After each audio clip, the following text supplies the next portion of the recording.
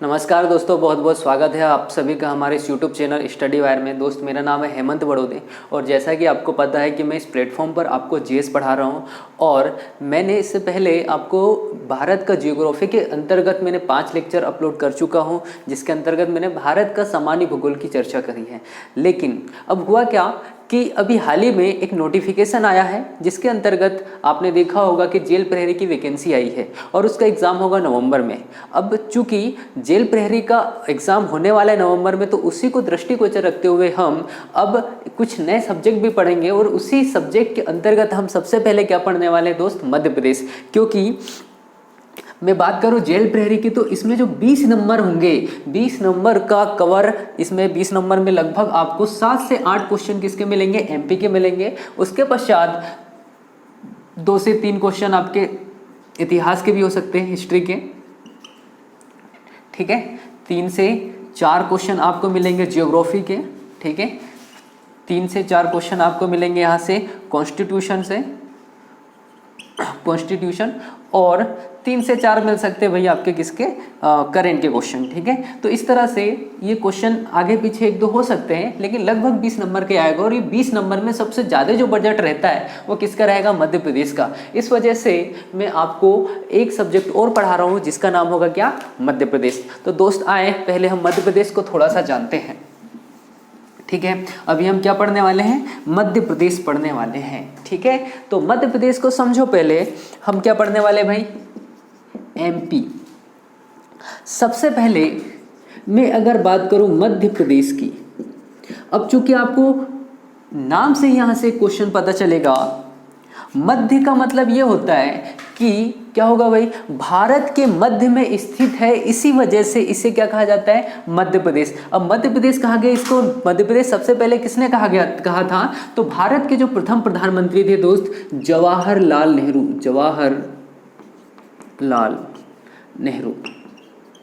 जवाहरलाल नेहरू ने इसका नाम क्या रखा है, मध्य प्रदेश का रखा है। चीजें समझ में आ रही है। इसके अन्य नाम भी होते हैं, जैसे सोया प्रदेश होता है, टाइगर स्टेट होता है, ठीक है, हीरा प्रदेश होता है, ठीक, लेकिन वो हम आगे पढ़ेंगे। अभी आप समझो कि मध्य प्रदेश हम पढ़ रहे हैं, मध्य प्रदेश नाम किसने दिया, तो आप बताओगे जवाहरलाल नेहरू ने दिया। जवाहरलाल नेहरू कौन, तो आप बोलोगे भारत के प्रथम प्रधानमंत्री, सर्वाधिक समय तक प्रधानमंत्री कौन रहते भाई, जवाहरलाल नेहरू। अच्छा चलो, एक क्वेश्चन है, मैं एक बुक का नाम ले रहा हूँ, आपको बताना है ये बुक किसकी है, डिस्कवरी ऑफ इंडिया।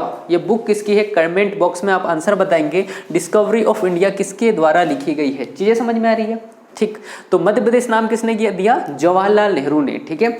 अब आप यहां पर मध्य प्रदेश को के मैप को थोड़ा सा देखें।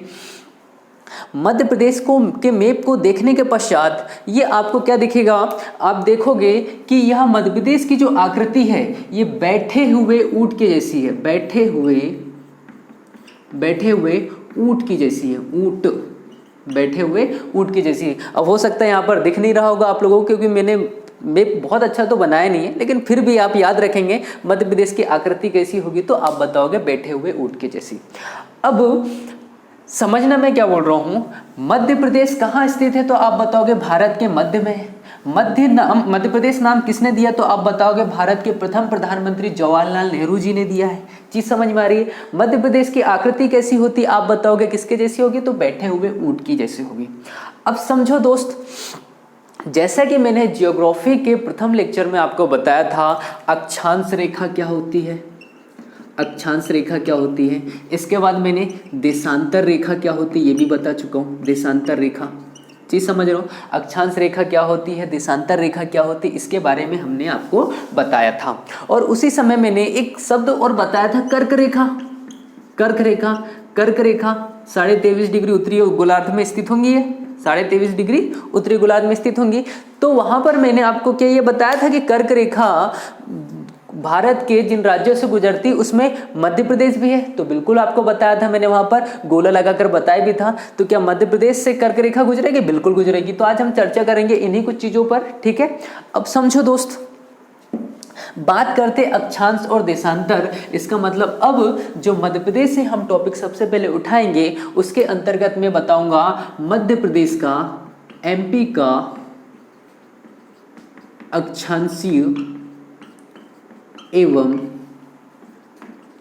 देशांतरीय विस्तार। पहला क्वेश्चन क्या हुआ दोस्त, एमपी का अक्षांशीय एवं देशांतरी विस्तार। अब चूंकि आपको पता है कि पृथ्वी पर कुछ आड़ी काल्पनिक रेखा है, कुछ खड़ी काल्पनिक रेखा है। आड़ी काल्पनिक रेखा को हम अक्षांशीय रेखा कहते हैं और खड़ी काल्पनिक रेखा को हम क्या कहते हैं, देशांतरी रेखा कहते हैं। तो यहाँ पर समझना कि एक ऐसी रेखा होगी अक्षांशीय रेखा जो मध्य प्रदेश के दक्षिणतम क्षेत्र को टच करते हुए जाएगी। यहाँ पर दोस्त बुरहानपुर है, बुरहानपुर क्या होगा, बुरहानपुर। और एक ऐसी अक्षांश रेखा और होगी जो मध्य प्रदेश के एकदम उत्तरी शीर्ष को टच करते हुए जाएंगे, स्पर्श करते हुए जाएंगे। यहां पर क्या होगा, तो मुरैना। मुरैना समझ में आ रहा है। यहां से 2 क्वेश्चन और कंप्लीट हो रहे हैं। क्या हो रहे हैं, मध्य प्रदेश का सबसे दक्षिणतम जिला कौन सा है, तो आप बताओगे बुरहानपुर। मध्य प्रदेश का सबसे उत्तरी जिला कौन सा है, तो आप बताओगे मुरैना। चीजें समझ में आ रही। तो आड़ी रेखा को क्या कहते हैं हम, अक्षांशीय रेखा। अब चूंकि अक्षांशीय और देशांतरी रेखाओं की गणना हम डिग्री में करते हैं और मिनट में करते हैं, तो ये कुछ ना कुछ इसका भी नाम होगा और कुछ ना कुछ तो इसका भी नाम होगा। तो समझना, जो बुरहानपुर से जो अक्षांशीय रेखा गुजरती है इसका नाम है अच्छा ये भी समझो, देशांतरी रेखा भी होंगी या नहीं, ठीक है। ये कहां पर होंगी, तो आप बताओगे ये होगी भाई शहडोल के बाद इधर क्या आता है, अनूपपुर। अनूपपुर ठीक है। अच्छा अनूपपुर नहीं, सिंगरौली। सिंगरौली ठीक है। यहां पर क्या होगा, यहां पर होगा आपका झाबुआ। झाबुआ। यहाँ से देखो 4 क्वेश्चन पहले कंप्लीट कर लो। मध्य प्रदेश का सबसे उत्तरी जिला कौन सा है, मुरैना। मध्य प्रदेश का सबसे दक्षिणतम जिला कौन सा है भाई, बुरहानपुर। मध्य प्रदेश का सबसे पूर्वी जिला कौन सा है, सिंगरौली। और मध्य प्रदेश का सबसे पश्चिमी जिला कौन सा है, झाबुआ। अब बात कर लेते हैं अपन अक्षांशीय और देशांतरी विस्तार की। तो अक्षांशीय विस्तार होगा दोस्त इसका 21 डिग्री 6 मिनट से 26 डिग्री 3 मिनट। 21 डिग्री 6 मिनट से 26 डिग्री 3 मिनट। ये मध्य प्रदेश का क्या है, अक्षांशीय विस्तार। चीजें समझ में आ रही है। अगर मैं देशांतरी विस्तार की बात करूं, 74 डिग्री 9 मिनट से 82 डिग्री 48 मिनट। क्या ये 2 क्वेश्चन आपको समझ में आए। मध्य प्रदेश का अक्षांशीय और देशांतरी विस्तार क्या है, तो 21/6 से 26/3 ये क्या होगा, अक्षांशीय विस्तार होगा। और अगर मैं देशांतरी विस्तार की बात करूं तो 74/9 से 82/48 ये मध्य प्रदेश का क्या है, देशांतरी विस्तार है। यहां से देखो आपके कितने सारे क्वेश्चन कंप्लीट हो गए। मध्य प्रदेश का सबसे उत्तरी जिला कौन सा है, आप बताओगे मुरैना है। सबसे दक्षिणी जिला कौन सा है, बुरहानपुर है। सबसे पूर्वी जिला कौन सा है, सिंगरौली। और सबसे पश्चिमी जिला कौन सा होगा भाई, झाबुआ होगा। चीजें समझ में आ रही है। अक्षांशीय विस्तार क्या है, आप बताओगे 21/6 से 26/3। और देशांतरी विस्तार क्या है, 74/9 से 82/48। चीज समझ में आ रही। अगर क्वेश्चन घुमा के ये भी पूछ लिया जाए कि 82 डिग्री 48 मिनट देशांतरी रेखा मध्य प्रदेश के किस जिले से गुजरती है, तो आप आंसर बताओगे सिंगरौली जिले से। चीजें समझ में आ रही है। ऐसे क्वेश्चन आ गया कि 26 डिग्री 3 मिनट अक्षांशीय रेखा कहां से गुजरती है, तो आप बताओगे मुरैना। चीज समझ में आ रही है। अब देखो मैंने आपको कभी ये बताया था, जब भारत की ज्योग्राफी में पढ़ा रहा था, तो पूर्वी और पश्चिमी मतलब अरुणाचल प्रदेश और गुजरात के मध्य कितने घंटे का अंतर है, तो आपका आंसर आया था 2 घंटे का। कैसे निकाला था वाली प्रोसेस पता है, ठीक है। अगर जिसको नहीं पता है तो आप क्या करोगे, ज्योग्राफी का मेरा प्रथम लेक्चर देखना, वहां से आपको समझ में आएगा। अब समझो, अब एक चीज और जान लो कि जब भी मैं समय की गणना करता हूं तो हमेशा देशांतरी रेखा पर समय की गणना होती है। और आप 74/9 और 82/48 के मध्य अगर अंतर निकालो और कितने डिग्री का अंतर है वो देखोगे, तो 74 और 82 के मध्य अंतर देख लेते भाई। इधर कितना हो जाएगा 6, इधर हो जाएगा 2, 8। टोटल कितने डिग्री का अंतर है, लगभग 8 डिग्री का अंतर आ रहा है। कितने डिग्री का, 8 डिग्री का अंतर आ रहा है। और डिग्री में हमेशा हम किसका इंटू करते हैं, 4 क्या होता है, मिनट। क्योंकि मैंने आपको यह बताया था कि जो पृथ्वी है 1 डिग्री कंप्लीट करने के लिए 4 मिनट का समय लेती है। ये कॉन्सेप्ट मैंने आपको ज्योग्राफी की क्लास में बताया। तो यहां पर जब आप इंटू करोगे तो कितना आ जाएगा भाई, 32। अब बहुत ध्यान से समझना, 32 क्या रहेगा, मिनट।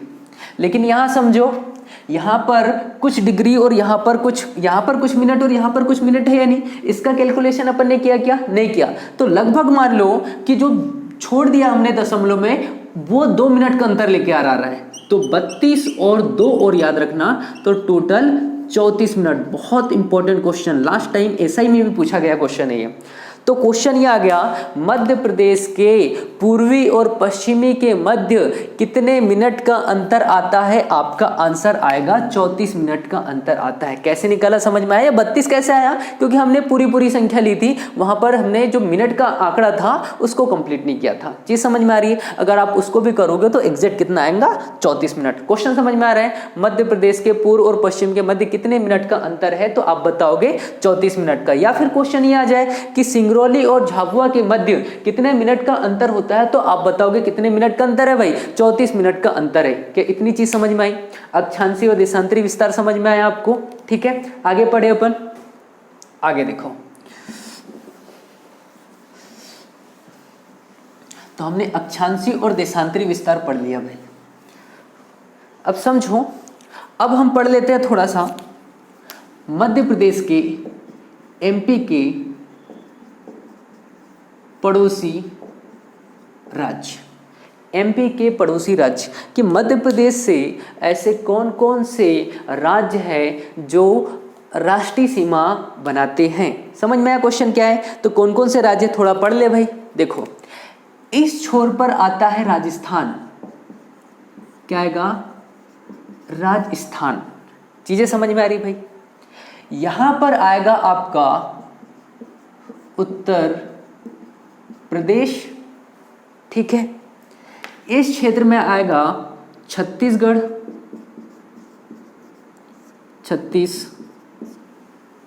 छत्तीसगढ़। दक्षिण में आएगा, दक्षिण में इधर महाराष्ट्र, और पश्चिम में आएगा गुजरात। पश्चिम में कौन सा आएगा? गुजरात। चीजें समझ में आ रही है? क्वेश्चन क्या है समझना, मध्य प्रदेश कितने राज्यों के साथ सीमा साझा करता है? काउंट कर लो, 1 राजस्थान, दूसरा उत्तर प्रदेश, तीसरा छत्तीसगढ़, चौथा महाराष्ट्र और 5वां गुजरात। मतलब कितने राज्यों के साथ सीमा साझा करता है, या मध्य प्रदेश के कितने पड़ोसी राज्य हैं? तो आप बताओगे 5 पड़ोसी राज्य है। इनके नाम क्या होंगे? इनके नाम क्या होंगे? अगर नाम की बात कर ले तो सबसे पहले आप राजस्थान को बता दोगे, राजस्थान, फिर यूपी, फिर सीजी मतलब छत्तीसगढ़, फिर एमएच मतलब महाराष्ट्र, और फिर गुजरात। चीजें समझ में आ रही है? तो कितने राज्य है भाई? 5 राज्य है। अब देखो यहां से एक बेसिक सा क्वेश्चन आ जाएगा। अच्छा, आप मुझे ये बताओ, आपको थोड़ा बहुत दिशाओं का ज्ञान है क्या? उत्तर किधर होता है, दक्षिण किधर होता है, पूर्व किधर होता है और पश्चिम किधर होता है? देखो, जो दिशाएं होती है, जो पूरी दिशा, जो मुख्य दिशा है, ये कितनी है? 4 है। लेकिन अगर मैं पूरक दिशा की बात करूं तो वो भी 4 है। मतलब इसे समझे कि अगर मैं यहाँ पर एक डायग्राम बना रहा हूँ कुछ इस तरह से, तो ऊपर उत्तर हो जाएगा, इधर क्या होगा? दक्षिण, इधर पूर्व और इधर पश्चिम। लेकिन जब मैं इस दिशा की बात करता हूँ या इस दिशा की बात करूंगा, या यहाँ पर या यहाँ पर, तो ये भी तो 4 दिशा हुई ना, इसे हम कहते हैं पूरक दिशा।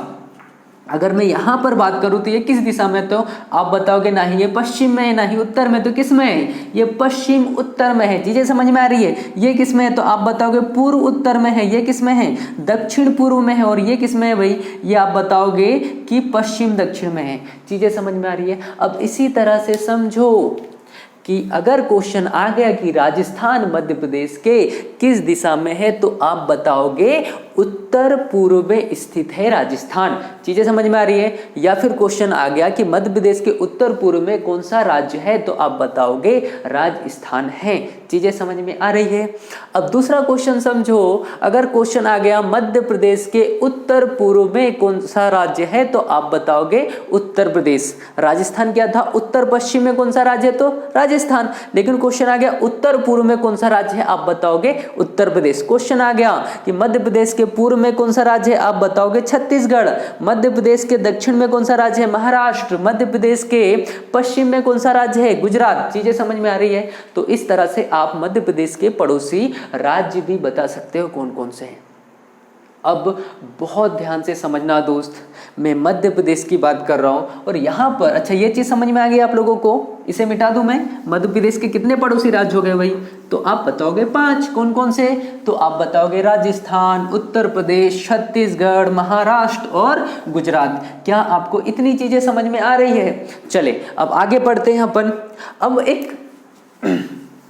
एक शब्द का मतलब समझो, ये शब्द है भू आवेष्टित। भू आवेष्टित, ये भू आवेष्टित का मतलब क्या होता है इसको समझते हैं। भू आवेष्टित, इसको अंग्रेजी में बोलते हैं लैंड लॉक। समझ में आया? भू आवेष्टित का अर्थ यह हुआ कि एक ऐसा कोई भी देश, एक ऐसा कोई भी राज्य, एक ऐसा कोई भी जिला, ये एक ऐसा कोई भी क्षेत्र जो कहीं भी किसी अंतर्राष्ट्रीय समुद्री सीमा के साथ सीमा साझा नहीं करता है, उसे हम कहते हैं क्या? भू आवेष्टित। समझ में आया भू आवेष्टित का मतलब क्या होगा? अब चूंकि मैं आपको मध्य प्रदेश पढ़ा रहा हूं तो आपको यहाँ पर क्या जाएगा? भू आवेष्टित राज्य। अब क्वेश्चन क्या है समझना, मध्य प्रदेश क्या है? यह एक भू आवेष्टित राज्य है। भू आवेष्टित का मतलब ये होता है कि मध्य प्रदेश तटीय सीमा के साथ, मध्य प्रदेश की कोई भी तटीय सीमा नहीं है, मतलब किसी भी समुद्री सीमा के साथ यह टच नहीं होता, यह स्पर्श नहीं करता है। चीजें समझ में आ रही है? अब भू आवेष्टित राज्य है तो कैसा है? तो आप बताओगे बड़ा है।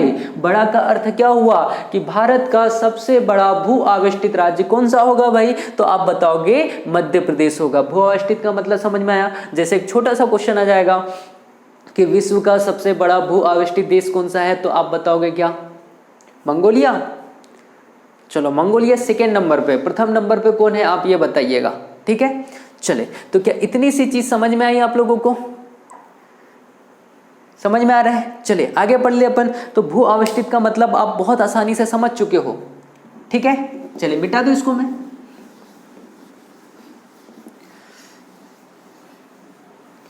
ठीक, अब देखिए भाई, मैंने आपको अक्षांशी विस्तार बता दिया है, देशांतरी विस्तार पढ़ा चुका हूं। ठीक है, अब क्वेश्चन क्या है समझना, मध्य प्रदेश का उत्तर से दक्षिण विस्तार क्या है और पूर्व से पश्चिम विस्तार क्या है, मतलब कितना है।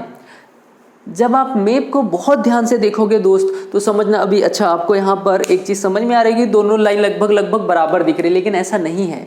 मध्य प्रदेश का पूर्व से पश्चिम लंबाई अधिक है और उत्तर से दक्षिण लंबाई क्या है? कम है। तो अगर क्वेश्चन आ गया मध्य प्रदेश की उत्तर से दक्षिण लंबाई कितनी, तो आप बताओगे 605 किलोमीटर। समझ में आया 605 किलोमीटर क्या है? तो आप बताओगे मध्य प्रदेश की उत्तर से दक्षिण लंबाई या उत्तर से दक्षिण विस्तार कितना है, तो आप बताओगे 605 किलोमीटर। चीज समझ में आ रही है? दूसरी चीज समझो दोस्त, क्वेश्चन आ गया कि मध्य प्रदेश का पूर्व से पश्चिम विस्तार कितना है, तो आप बताओगे 870 किलोमीटर। क्या ये चीज समझ में आ रही है आपको? मध्य प्रदेश का उत्तर से दक्षिण विस्तार कितना होगा भाई? 605 किलोमीटर। मध्य प्रदेश का पूर्व से पश्चिम विस्तार कितना होगा? आप बताओगे 870 किलोमीटर। क्या इतनी सी चीज समझ में आई आप लोगों को? अक्षांशी देशांतरी विस्तार समझ में आया आप लोगों को? भू आवेष्टित क्या होता है ये समझ में आया आप लोगों को?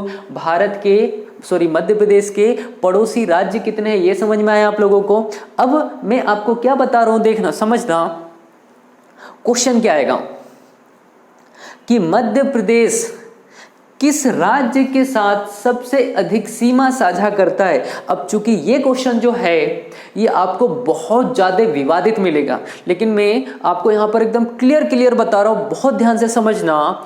जो राजस्थान है इसके साथ हम सबसे अधिक सीमा साझा करते हैं, मतलब भारत जो मध्य प्रदेश है, मध्य प्रदेश की सीमा किसके साथ अधिक लगेगी, तो आपका आंसर आएगा राजस्थान।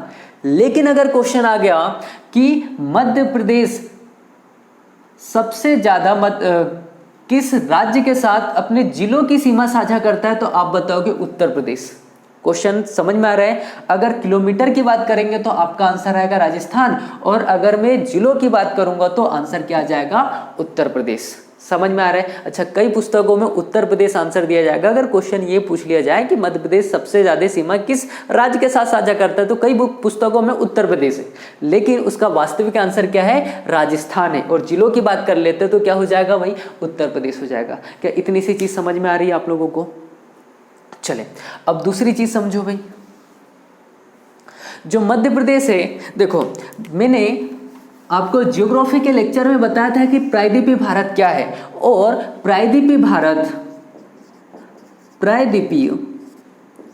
भारत या इसी को हम दक्षिण भारत बोल देते हैं।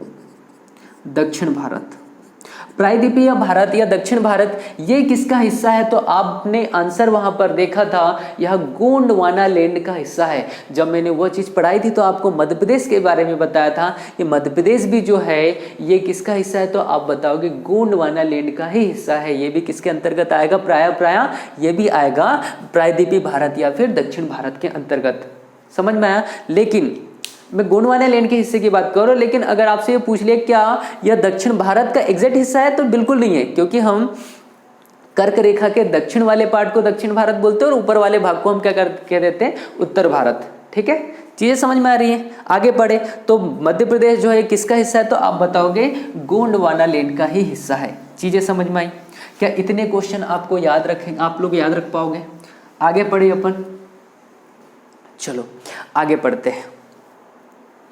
अब बहुत ध्यान से समझना दोस्त, ये तो मैंने मध्य प्रदेश के बारे में आपको सामान्य जानकारी बता दी। अब हम आगे बढ़ेंगे और ये मध्य प्रदेश का वर्तमान स्वरूप है। और वर्तमान स्वरूप मतलब कब? कि जो मध्य प्रदेश का गठन हुआ था 1 नवंबर 1956 को। ठीक है, मध्य प्रदेश का गठन कब हुआ भाई?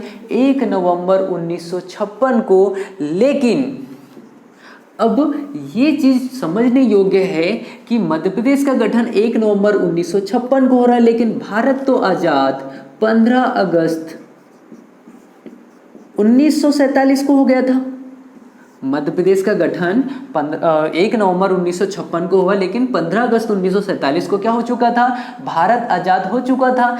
इसका मतलब ये हुआ कि जो मध्य प्रदेश का वर्तमान में आप भौतिक स्वरूप देख रहे हो, क्या ये वाला है, या फिर 15 अगस्त 1947 से पहले मध्य प्रदेश कुछ और था? तो बिल्कुल मध्य प्रदेश पहले मध्य प्रदेश नहीं था दोस्त। मध्य प्रदेश कुछ पार्ट में डिवाइड था, अलग अलग क्षेत्र में अलग अलग रियासतें थी। अब हम उसके बारे में अध्ययन करेंगे। चीजें समझ में आई?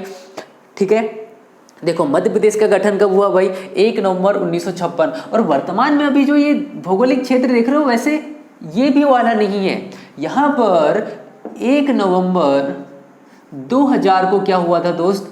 छत्तीसगढ़ किसका गठन हो गया था? सीजी का।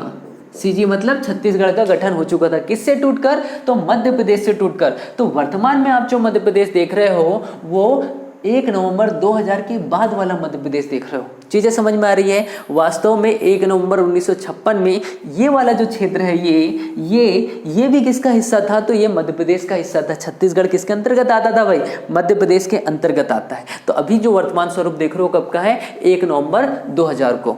ठीक है, तो मध्य प्रदेश का गठन कब हुआ भाई? 1 नवंबर 1956 को हुआ।